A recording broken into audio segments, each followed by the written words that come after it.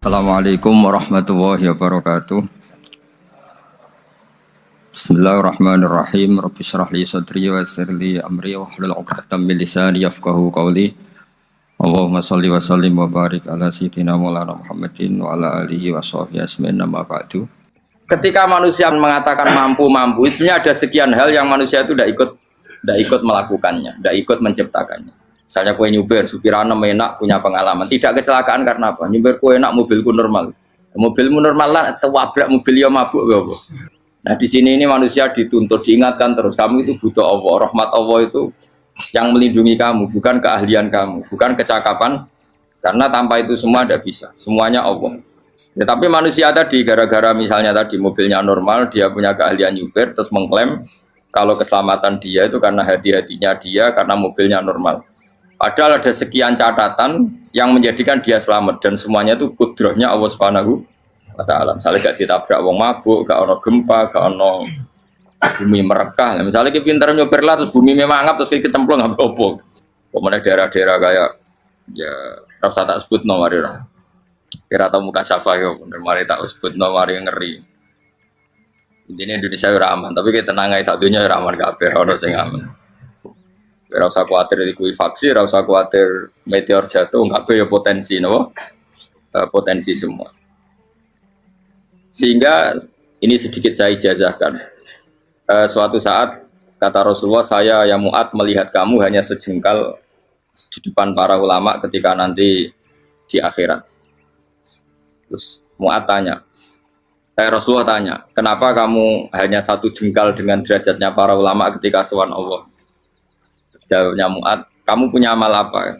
Jawabnya Mu'ad, ya Rasulullah, saya tidak pernah melangkahkan satu kaki, kecuali saya tidak pernah yakin apa bisa melangkahkan kaki yang satunya. Dan saya tidak pernah mengunyah satu makanan, kecuali saya juga tidak pernah yakin apa bisa menelannya. Dan saya tidak pernah bernafas satu nafas, kecuali saya tidak yakin apa bisa nafas berikutnya.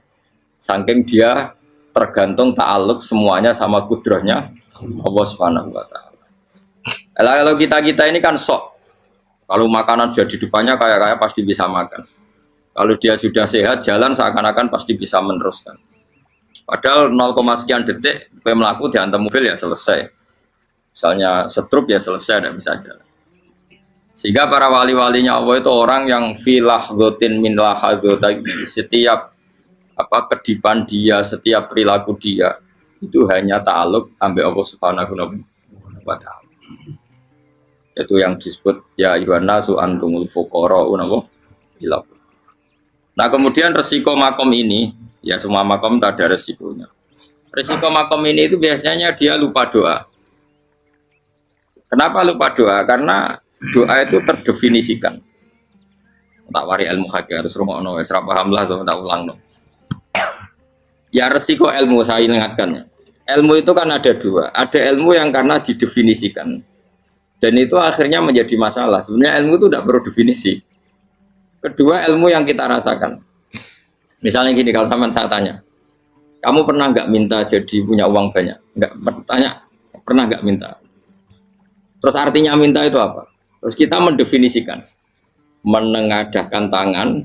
Bilang ya Allah saya minta uang banyak, saya minta ingin beli mobil, itu namanya apa? Tidak jauh saja, doa kan? Itu kesalahan kita mendefinisikan doa itu, misalnya menengadahkan tangan dan memohon dan menyebutkan permohonannya itu terus disebut doa.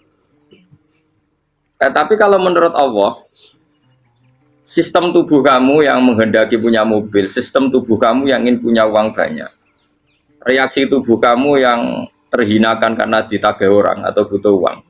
Ini menurut Allah ya sudah kamu itu peminta-minta. Saya ulang lagi ya. Sehingga menurut Allah kamu minta tidak minta ya tetap berstatus peminta, pengemis. Nah, orang-orang yang sudah wusul, meskipun itu kondisional ya tidak selalu. Itu ya dia pikirannya menengadahkan tangan apa enggak ya sama saja tubuhnya merasa minta, sehingga dia tidak perlu mengekspresikan minta. Nah, terus orang yang fikih bilang seperti itu tuh sombong, wong kok gak tahu dungo. Sebetulnya keliru vonis orang fikih. Bagaimana mungkin dikatakan sombong? Dia reaksi tubuhnya, elemen tubuhnya sebetulnya meminta. Dia tidak berkategori meminta karena ilmu kadung didefinisikan kalau minta itu yang seperti ini. Itu kan lama. Nanti kalau suatu saat Indonesia yang kuasa itu terlalu NU atau terlalu yang tidak NU, lama-lama ada definisi. Misalnya yang dikatakan tahlilan itu apa? Ya bid'ah, Nabi tidak pernah tahlilan. Sahabat gak pernah nahlilin Nabi, malah nggak ngaji Nabi jadi tahlil. Mana nih tahlilan jalukno sepuro mayit, ngaji Nabi jalukno sepuro. Sehingga dengan tradisi itu tahlil itu masuk definisi bid'ah karena nggak pernah dilakukan sahabat dan para tabi'in. Ya salahnya kamu definisikan. Tapi kalau udah kamu definisikan, diarani tahlil, ya mau la ilaha illallah. Terus mungkinkah satu bacaan la ilaha illallah dilarang? Wong ra oleh maca kalimat tauhid. Jadi misalnya tahlil itu nafadno kalimat tauhid. Mau ketok orang ora iso dilarang tapi nak tahlil iku mitung dinani mayit kaya budo. Sakane kriminal. Enak. Ya sudah seperti itu. Makanya banyak orang salah itu karena ilmu kadung didefinisikan. Nah, definisi itu sebenarnya tidak mengikat dalam banyak hal.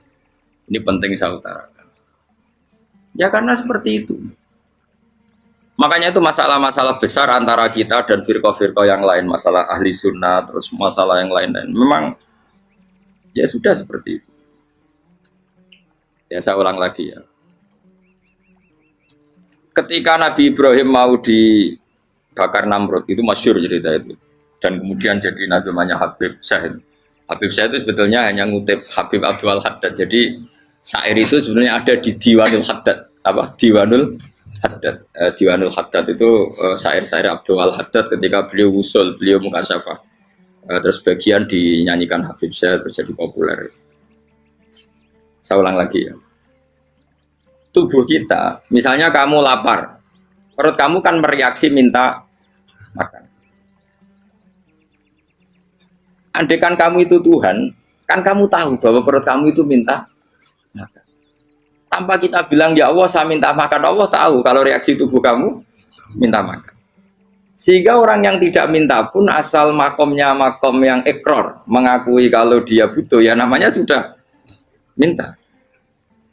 Tapi fikih kadang mendefinisikan sing darane minta itu hanya madhep qiblat terus menengadakan tangan dan sebagainya. Ya sudah kita sebagai orang pengikut ya yang ikuti fikih, yang ikuti tasawuf sebetulnya itu definisi yang sepihak. Sehingga ketika Nabi Ibrahim mau dibakar Namrud, masyhur itu cerita itu. Beberapa hari mungkin bulan-bulan orang disuruh Namrud cari kayu sebanyak-banyaknya. Ketika kayu sudah terkumpul mungkin satu lapangan, Ibrahim mau dibakar. Pegawai Namrud itu bingung caranya nguncalo Ibrahim. Mereka saking gedene napa? Api. Nak dincalo kok ado iku ratok tengah. Nak diparekno iku kepanasan. Masyhur. Terus setan zaman iku ora akeh dadi setan tenan. Saiki kan duplikate sak akeh dadi setan ra tau muncul. Wong duplikate wis napa? Akeh. Singkat cerita setan itu muncul pura-pura jadi manusia terus ditemukan manjanik. Manjanik ya semacam ketepil besar yang jadi mana ya dari kiai-kiai ketepil haram mergo penemune setan. Jadi ini tuh. Tapi nak manjanik penemune setan itu betul walhasil terus dibikinkan satu manjanik semacam ketepil besar terus Ibrahim dilemparkan ke api. Lewat apa? Ketepil tadi idenya siapa? Setan. Nah ketika di tengah api itu unik.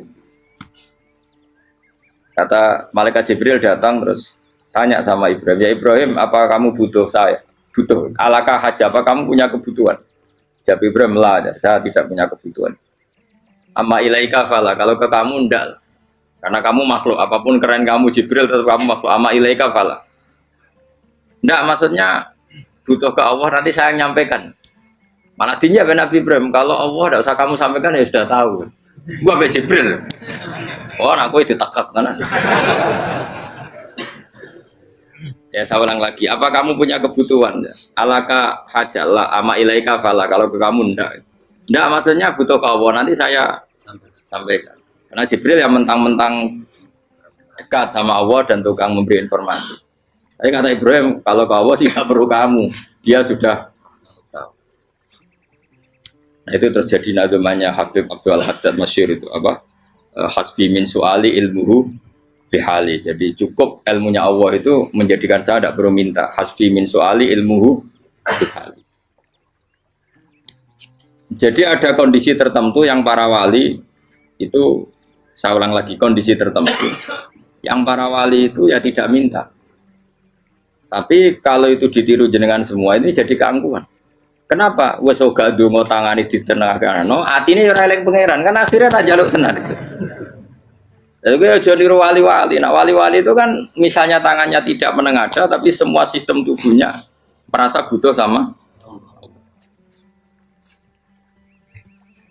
Saya itu pernah gitu. Tapi itu kondisional dan saya juga ngulang tidak mesti bisa. Ketika saya umroh itu pernah saya ada satu kondisi itu doa ya di putaran pertama dos. Di putaran pertama saya berdoa ya agak banyak di multazam. Putaran kedua mau berdoa sudah tidak berani lagi. Sampai ke-7. Hari kedua ya tidak berani, hari ketiga tidak berani. Nah seperti itu tidak bisa dibuat-buat meskipun saya juga agak ingin. Tapi ya pas itu ya nggak bisa. Gara-gara itu korban kitab hikam, ya kitab hikam yang terkenal. Kitab hikam itu pernah cerita gini. Rubbama dallahum al-adab ala tarkit tolak. Terus di antara makalahnya itu wa inna ma yunabbahu man yajuzu alaihil ikhfal. Tapi kamu jangan niru dosa kan. Tapi jangan ingkar ilmu ini tambah dosa oke. Jadi niru ya dosa, ingkar ya dosa. Jadi ada seorang wali kata hikam. Kadang-kadang seorang wali itu mau doa diulang itu sungkan. Kenapa? Yang perlu diingatkan tuh yang potensi lupa. Allah kan masih ingat doa kemarin. Lalu itu gara-gara saya sebelum umroh itu mensinau kitab hikam itu agar fidrullah. Ya Allah, sing tak dungani wingi ejek eling kok tak eling nomene. Dadi wa inna ma yunabbahu man yajuzu alil fal, yang bisa diingatkan hanya orang yang potensi lupa. Sementara Allah tidak akan. Tapi kan akhirnya dungane eling. Ya Allah kayak kemarin. Hari ketiga ya Allah kayak. Makanya menurut saya ilmunya orang hakikat itu juga ada sisi kriminalnya karena ya tadi. Tapi kamu ingkar ya keliru. Memang Allah gak mungkin lupa, ngapain kamu ingatkan. Makanya menurut saya Allah itu memang zat terbaik, benar-benar Rahman Rahim. Mestinya nak Allah terbaik itu ngomong bedino malah ngamuk. Lah aku lali tapi mbok elang eling dong. Tapi Allah itu ya maklumi ya dengan kekeliruan. Kita ini kan selalu keliru, dongo terus ya keliru sebetulnya, karena seakan-akan kan mengingatkan seseorang yang mungkin lupa. Wong Allah tidak pernah lupa kok, kamu ingetin terus. Atau kamu menggurui Allah, yaitu ya Allah nang sebadani kalau di duake, padahal nggak mesti maslahat bagi kamu. Duake orang mesti maslahat bagi kamu. Maka ada sekian contoh yang wali itu dibully pangeran. Saya sering cerita, banyak cerita wali itu dibully pangeran, digarap ya pangeran. Ini gara-gara salah dewi. Saya pernah cerita dan itu ada di hikam betul di kitab itu. Ada wali itu tukang hamal itu manol di pasar, itu tukang angkut. Jadi kalau ada orang bawa barang berat diangkut dia, terus misalnya kalau dulu mungkin ya ke kereta atau ke singkat cerita terus diupahi. Saat dapat apa dia pasti pulang karena dia hanya butuh makan satu piring, karena dia tirakat makan satu piring untuk ibadah 24 jam. Singkat cerita dia ngeluh ya Allah.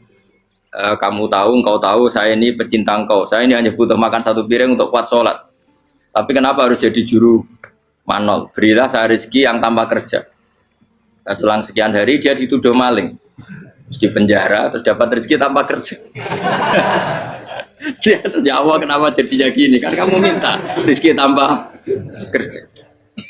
Ya itu penjara itu rezeki tanpa kerja kan. Jadi Allah memperlakukan para walinya itu memang unik. Ya kadang dibully. Sehingga dalam cerita-cerita kenabian, kata Qadiyat itu, nggak ada orang yang sering dibully Allah kayak nabinya. Karena nabi itu orang yang dicintai Allah. Jika salah sedikit saja itu, cara pangeran itu, cara kampus itu digarap, suka dipelonco, salah sedikit. Misalnya begini, Nabi Yakub itu kan nabi. Dia mungkin nyon jauh nggak tersadar, nyembelih apa itu anak sapi itu di depan indukannya. Ya beliau mungkin spontan saja, Pak.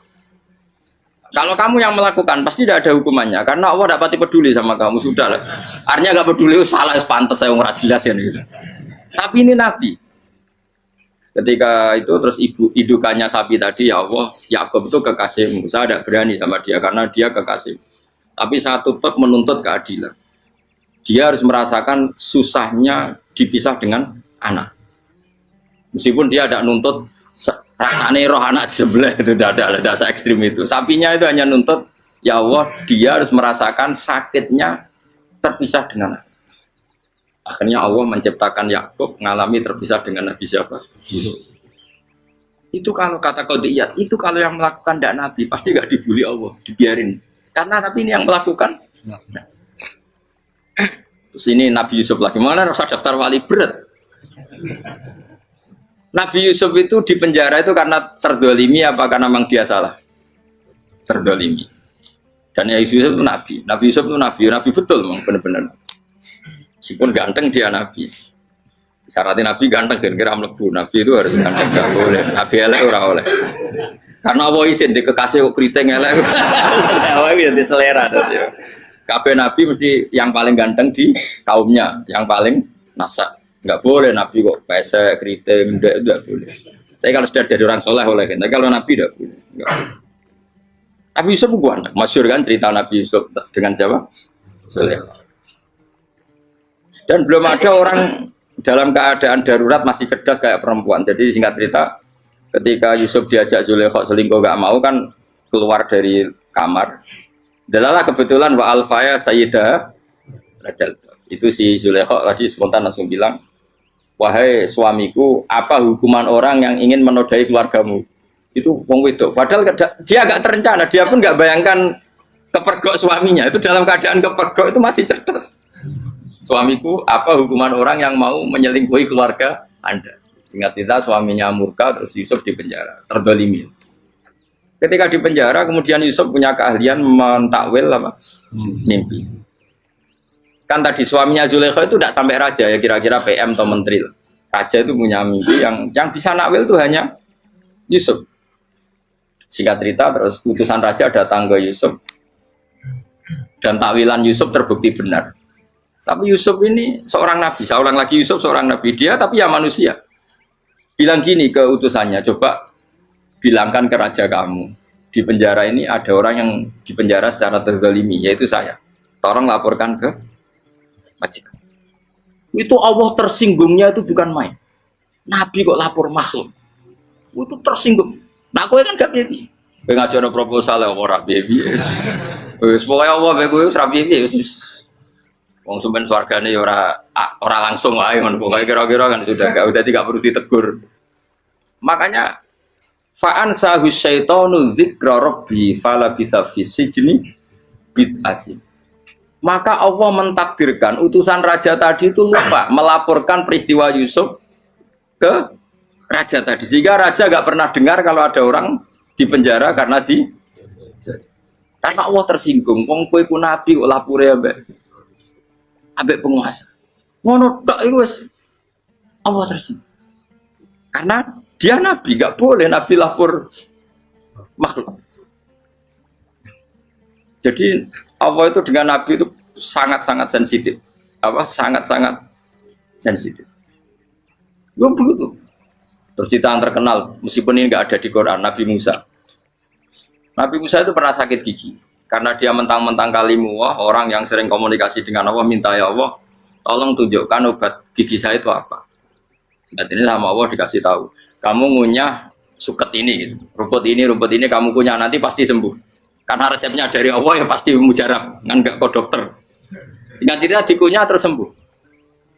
Suatu saat dia sakit gigi lagi, nggak konsultasi lagi karena masih punya resep tadi kopian apa resep. Dia datang nyari suket yang sama dikunyah tambah sakit. Tanya sama ya Allah ini kan resepnya yang sama, kenapa tambah sakit? Kata Yusuf, kata Allah, kamu itu kekasihku. Ora nak sing ngobati ku aku ra suket sembrono. Semenjak itu Yusuf Nabi Musa nggak pernah taruh resep lagi sudah. Andaikan tuh kamu, pasti Allah juga gak tersinggung. Makanya kata qadiyat, kenapa para nabi sering ditegur itu bukan karena Allah murka. Nabi itu beda. Jadi kesalahan kecil atau apa-apa yang menurut kita ada salah itu untuk nabi salah. Makanya di ahli sunnah ada kaidah apa? Mimba bihasanatil abror sayyi'atul muqarrabin. Pernah dengar kayak apa? Mimba bihasanatil abror sayyi'atul muqarrabin. Sesuatu kalau dilakukan umumnya orang itu hasanah atau kebaikan, tapi kalau dilakukan para nabi itu salah. Karena apa ya? Saking dekatnya dengan Allah. Saya ulang lagi apa? Mimba bihasanatil abror sayyi'atul muqarrabin. Jadi nabi itu beda. Nah, para nabi itu orang-orang yang mengalami fikir yang doa resmi kayak siapa tadi? Definisi fikir ya sering. Kayak definisi orang tasawuf yang sering. Sehingga ketika nabi berdoa ya memang secara disiplin ilmu yang namanya berdoa ya minta Allah dengan mengadakan tangan. Ketika enggak berdoa karena nabi sadar Allah tidak perlu diingatkan lagi, pasti masih ingat gitu. Jadi dua-duanya benar terus. Makanya nabi itu lam yazal fitaroki, nabi itu selalu naik derajatnya. Karena pas minta ya benar, pas tidak minta ya. Kalau kamu turun terus, pas minta itu karena tomak kamu, hadun nafsi kamu, serakah kamu, tapi nggak tahu diri, pantas taura dengan permintaan. Kayak gue misalnya jongo jadi wali, iso ya tersinggung, bocor atau tirakat atau jalur jadi wali. Tapi gak dongo ya Allah tersinggung, kere atau dongo. Jadi orang kalau tidak wali itu sudah keliru terus. Jadi gue di sepuro, tapi tak kira itu akeh. Ya jajal gitu ngajak wali kok sabtu kok dirjelan. Kira-kira Allah tersinggung ngapa nyembah tadi? Kira-kira tersinggung. Tapi misalnya kira tahu dongo kepengen kau Imam Syafi'i, apa tersinggung? Bocah ora di idola. Terus piye Gus? Piye kadung salah biasa wis. Wis bakat salah no. Bakat salah. Ini sedungane sing gampang kae sing mesti bener Rabbana dzalamna anfusana wa lam taghfir lana wa tarhamna lanakunanna minal khasirin. Saya pernah punya kitab dan kitab itu menurut saya luar biasa. Bahkan ketika adu bully itu, adu cara mahasiswa itu kayak pelonconan itu. Nabi sama Nabi pangeran itu dan itu sekali yang satu salah melakukan disiplin ilmu pangeran itu degradasi. Dan Allah memang mengancam gitu. Kalau kamu melanggar ini, la biton namin diwanin nubuah. Nanti la amkuan namin diwanin nubuah. Kamu saya hapus dari buku kenabian. Tes-tesannya ya lucu, misalnya begini. Kata Nabi Musa kan ditanya. Ketika dia khutbah ditanya orang. Siapa orang paling alim ya Nabi Allah? Sekarang orang paling alim itu siapa? Nabi Musa jawab, saya kan. Ya itu Allah tersinggung karena wong kok mletene ngono. Tapi andai kan Nabi Musa kok jawab Fauzi itu salah, tambah salah meneh. Atau enggak Ruhin, malah salah meneh. Tapi jawab Musa ya salah. Saya Gusti, saya kan. Orang paling alim siapa? Saya. Allah memperingatkan Musa, ada seseorang yang lebih alim ketimbang kamu. Coba kamu harus ketemu dia. Ketemu singkat cerita ketemu Nabi siapa? Khidir. Terus dalam 3 sesi ini, 3 babak ini buli-bulian. Nabi Khidir itu dalam 3 babak ini selalu kelihatan salah. Di antaranya adalah cara sekarang ya mungkin di gonjak sepeda motor atau perahu kalau dulu. Yang menggratisi dia numpangi sepeda motor malah spionnya dicopot gitu. Spionnya dicopot, dirusak. Tapi Musa kan terus sudah digratisin malah rusak yang motornya yang apa? Menggratisin. Nabi Khidir masih tenang. Kamu udah paham. Jadi Nabi Khidir mesti sudah kamu udah paham. Itu kata syurrahul hadis termasuk Ibnu Hajar al-Asqalani bilangin. Setelah itu kedua membunuh anak kecil. Musa tambah marah. Anak yang belum punya dosa kok kamu sampai 3 kali ada 3 peristiwa. Itu kata syurrahul hadis. Andai kan Musa kok diam tidak protes, maka dia akan disalahkan Allah. Karena dia berarti membiarkan kemungkaran di depan matanya tanpa reaksi. Jadi sebetulnya ketika Musa berontak itu Nabi Khidir, Nabi tenan gitu. Jadi itu kan unik. Tapi berontak itu disalahno. Jadi angel sandi tes-tesan dadi nabi ku ya angel. Misalnya kok Nabi Musa itu kayak model santri Jawa Timur. Nabi Khidir salah, nggih nderek mawon. Ya ora nabi jero barang mungkar. Menengae. Berarti yo nabi goblok ngono kira-kira. Makanya memang Musa harus konsisten seperti itu, harus demo terus. Kayak saya misalnya sebagai kiai fikih, kiai ya harus seperti ini cara mulang saya. Enggak boleh saya misalnya terus anut mulang terus tawadu semeneng itu ora karu-karuan. Jadi andekan Musa kok tidak protes itu malah salah. Ya memang harus. Dan itu Nabi Khidir Nabi tenang. Makanya Nabi Khidir akhirnya respect. Tidak ada hati sebaik Abu Musa. Risi itu gak nyaman ketika melihat kemungkaran. Jadi itu sebenarnya poin. Tapi lucunya Nabi Khidir yang nyalan. Tak ada rasa kok komen tak kok. Tapi ya disalah no. Ya aku jadi Nabi Musa. Ya jajal, gawe peristiwa meneh aku tak sabar rata kok. Kon jajal nih. Barang dijajal ya protes meneh. Barang protes meneh, tinggal satu kali kesempatan. Kowe takok meneh wis ora dadi murid. Dikasih kesempatan lagi, ya protes meneh deh umat. Tapi itu justru itu menjadi kelebihannya Nabi Musa karena syarat seorang nabi adalah al-musara'ah ila ingkaril munkar kata Ibnu Hajar Al-Asqalani. Syarat seorang nabi adalah secepat ngengkari sesuatu yang mungkar. Enggak boleh. Ya toh kan misalnya kita jadi murid terus gurumu itu gandeng artis atau gandeng penyanyi dangdut. Derek mawon. Jadi guru mumet goblok. Tapi kowe ngloroi guru tersinggung. Ora roh hikmah iku. Kan bingung loh. De guru ini kok bingung loh. Soalnya kayak de guru jadab dorong Jawa Timur apa? Gurumu gandeng penyanyi dangdut. Reaksimu biasa saya takut. Ayo loh, nah elek kan gak iri. Biasanya nah elek itu ra iri. Sekarang Pak. Sing ayu, sing potensi iri. Kira-kira reaksi kamu itu milih derek mawon apa berontak?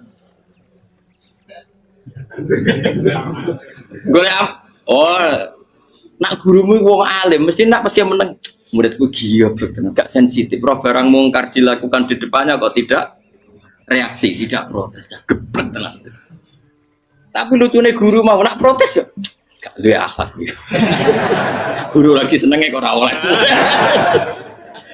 Nah Nabi itu kan buli-bulian. Jadi Nabi Khidir dengan Nabi Musa itu tepat-tepat. Karena dua orang ini sama-sama kekasih Allah. Itu Nabi Musa justru barokahnya itu dia tidak pernah kelasmennya di bawah Nabi Khidir. Semua ulama sepakat kelasmennya Musa tetap di atas Nabi Khidir. Sehingga yang berlaku ya tetap ilmunya Nabi Musa bahwa membunuh anak kecil tidak boleh, merusak perahu milik orang lain tidak boleh. Karena Allah tetap lebih respect dengan ilmunya Nabi Musa. Nabi Khidir tetap ilmunya nggak dipakai, meskipun dia disebut hakikat. Karena ilmunya Nabi Khidir ngani ngoyo wong ape mutusno ngenteni nginceng loh mahfud. Lah sing iso iku sapa? Barang ra mungkin kok. Makanya Nabi Khidir terakhir menutup kalimatnya wa ma fa'altuhu an amri. Dzalika ta'wilu ma lam tasbi alaihi sob. Aku dhewe nglakoni ini ya ora roh, wis ditakdir nglakoni ngene wae. Dadi Nabi Khidir ya ora paham. Jadi wa ma fa'altu an amri itu terakhir kira-kira artinya saya sendiri tidak melakukan ini karena inspirasi saya sendiri atau keputusan saya sendiri. Tahu-tahu saya ditakdir melakukan. Karena pas itu Nabi Khidir disetting semuanya dengan ilmu hakikat. Yaitu bayi tadi memang kutiba kafiron. Kutiba kan apa? Kafiron. Memang dia nanti kalau umur nganti tua ditakdir mati kafir. Daripada mati kafir nanti ya sudah mati sekarang. Tapi nggak mungkin kan ada syariat daripada soben beling pateni kecil. Ora syariat tetap ikut Nabi Musa.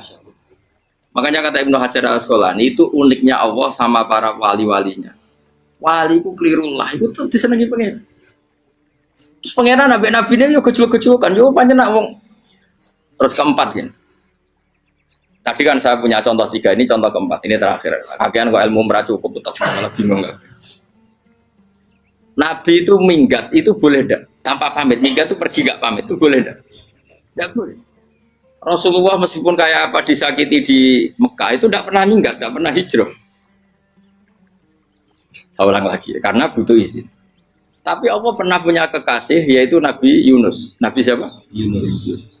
Itu Quran meredaksikan ya abako. Abako itu terjemahnya apa? Minggat. Kalau pergi itu dahaba. Tapi ini Allah meredaksikan itu abako. Abako itu ya minggat. Nabi Yunus itu dakwah di daerah Nainua. Ya, Nainua itu ya Babylon sana. Kampungnya namanya Nainua. Ya daerah Babylon. Babylon itu kalau di geografis modern ikut Irak. Ikut mana? Irak. Jadi Kufa, Basra, Babylon.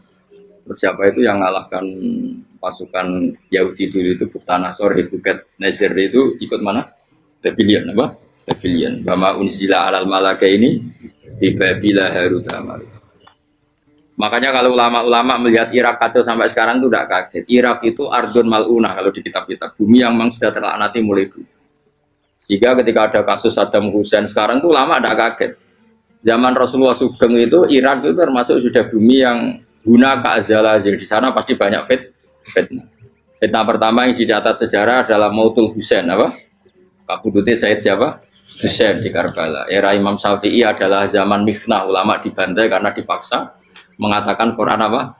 Makhluk. Terus konflik-konflik sampai era Saddam Hussein terus era sekarang jadi. Nah kita ini ulama sebenarnya tahu tarikh itu. Tapi di era modern kan dianalisis karena campur tangan ini itu ya sudah lah. Sebab goblok pun aja daripada ngebantah-bantah olahraga. Ibu goblok, ibu pinter. Sekarang kan analisisnya kan, wah ini ada campur tangan pihak ketiga diciptakan ya sauni ini. Ya kalau intelijen harus ngomong seperti itu. Kalau kita seperti ulama memang dari dulu dicap Nabi hunalika az-zalasil wal fitan. Saya teruskan. Nabi Yunus itu dakwai kaumnya itu lama sekali dan tidak iman. Nah semua nabi kalau kaumnya tidak iman itu diberi hak Allah ngancam akan adanya adab apa? Ngancam akan adanya adab. Nabi Yunus ngomong gitu terusin. Nanti kalau kamu tidak iman itu pasti kena adab. Anggap saja dia ngancam gitu sudah berbulan-bulan. Singkat cerita, adab baru tinggal 3 hari lagi. Ayo nang iman, tinggal 3 hari lagi. Ya kira-kira dia ngomong misalnya Ahad, berarti Ahad, Senin, Selasa, atau kamu milih Selasa ya Rabu, Kamis. Singkat cerita Ahad itu dia gak kuat. Wah semuanya kurang telung dino kaumku tetap orang iman. Mangkel asal minggat deh. Mau ingat ya jadi mau minggat kan gak punya tujuan, so asal pergi jauh saja.